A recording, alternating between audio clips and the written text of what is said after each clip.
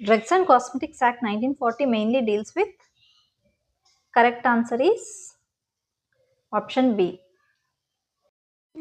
Drugs and Cosmetics Act 1940 applies to? Correct answer is option A.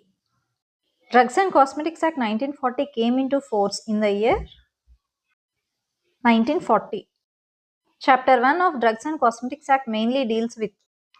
Correct answer is definitions and short title. Drug definition under section 3 includes?